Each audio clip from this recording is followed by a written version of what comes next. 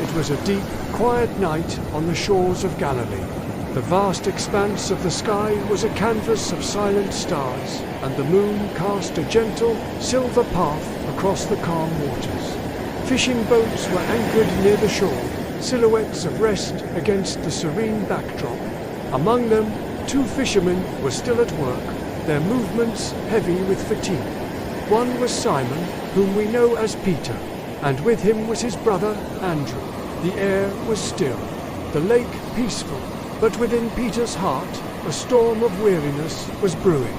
Peter had toiled through the entire night, casting his nets again and again into the dark, promising depths of the Sea of Galilee.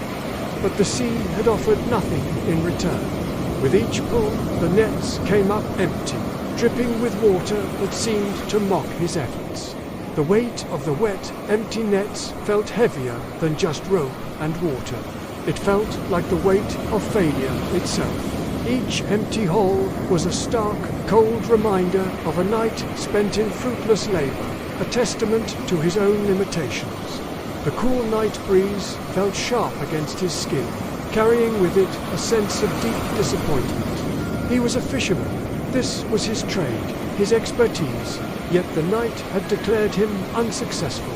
But then, in the deep darkness, a change began to stir. A faint, warm light appeared on the shore, a gentle glow that seemed to push back the shadows. A figure emerged, walking with a calm and peaceful gait. His silhouette was serene, a stark contrast to the restless energy of Peter's own heart.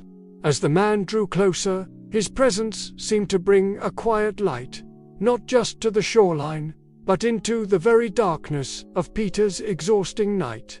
Peter, looking up from his empty nets, noticed him. He didn't know it yet, but this was the moment everything was about to change.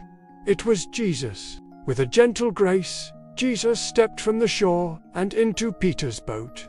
The simple wooden vessel, a symbol of Peter's failure just moments before, now held a presence that was both powerful and humble. The moonlight seemed to gather around Jesus, highlighting his peaceful expression as he looked at the weary fisherman. Peter watched, a mixture of surprise and curiosity on his face. Why his boat? Why him? Then Jesus spoke. He asked Peter to push the boat out a little from the land. It was a simple request, yet it was unexpected. Peter, tired and disheartened, didn't understand the reason, but something in the stranger's voice, a quiet authority and kindness, moved him to obey. He pushed the boat away from the shore, creating a small distance from the growing crowd that had started to gather. From that humble fishing boat, floating gently on the water, Jesus began to teach. His voice carried across the water to the people gathered on the shore, many of whom now held torches, their small flames creating a warm, flickering light against the dark night. His words were not of complex theology, but of simple, profound truths. He spoke of hope for the hopeless, of faith for the doubtful, and of a new beginning for those who felt trapped in their old endings. The boat, a vessel of Peter's labor and frustration, was transformed into a pulpit, a sacred space from which flowed a message that touched every heart listening on the shore. Peter sat in the boat, listening, the words washing over him like the gentle waves against the hull. When he had finished speaking, the crowd on the shore was quiet, captivated by his message.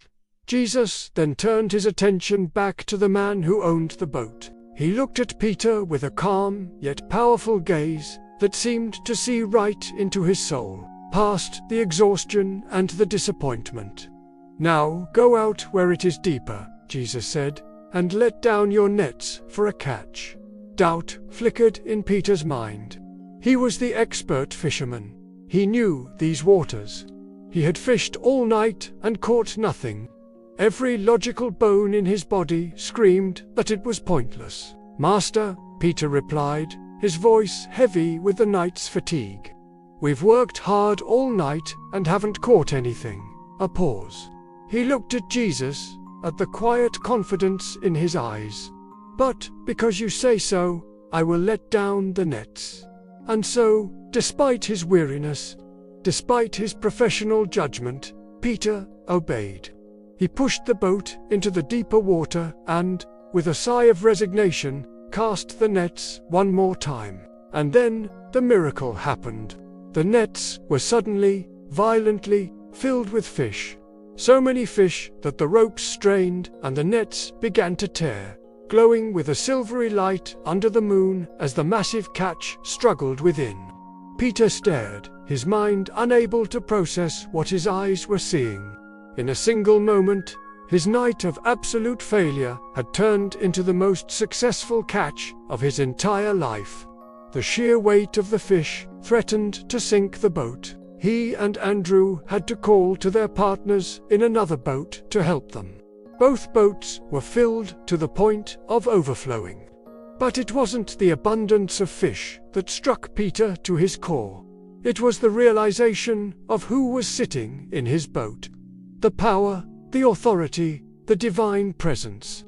Overwhelmed, humbled, and suddenly aware of his own brokenness in the face of such holiness, Peter fell to his knees before Jesus. "Go away from me, Lord," he cried out, his face buried in his hands. "I am a sinful man." He felt unworthy, small, and utterly exposed. But Jesus had not come to condemn him or to highlight his failures. Jesus looked at the kneeling, broken man with eyes full of compassion. He gently reached out and lifted Peter's face. A calm, warm glow seemed to surround them, a pocket of divine light in the vastness of the night.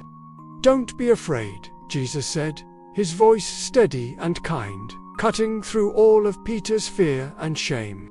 "From now on, you will fish for people." In that moment, with those words, Peter's life was irrevocably changed. It was no longer about catching fish, about profit and loss, success and failure. It was about a higher calling, a purpose far greater than he could have ever imagined for himself. And so, when they brought their boats to shore, Peter and Andrew did something that defied all logic. They left everything. They left the greatest catch of their lives, the fish that could have made them wealthy. They left their nets, the tools of their trade. They left their boats, their very livelihood. They left their old lives, their fears, their identity as simple fishermen. And they followed Jesus, walking away from the shore and into a new, unknown future, a new and profound purpose. Just like Peter, maybe you've been facing your own empty nets. Maybe you've experienced long, exhausting nights, toiling away with nothing to show for it. Maybe you know the silent struggle of feeling like a failure, of feeling that your best efforts just aren't enough. Remember this story. Remember that even in your darkest, most fruitless night, a voice can call your name. One step of obedience, one moment of trusting, even when it doesn't make sense, can open the door to a miracle you never saw coming. One yes to God's calling can change the entire direction of your story. When you feel lost, tired, or unsure, remember that the God who met Peter in his boat can meet you right where you are, in the middle of your night. If this story of faith and transformation touched your heart, please subscribe to our channel. Join our community as we explore more stories that strengthen our faith and remind us of God's incredible love. Your journey matters, and it's a blessing to walk it together. Thank you for watching.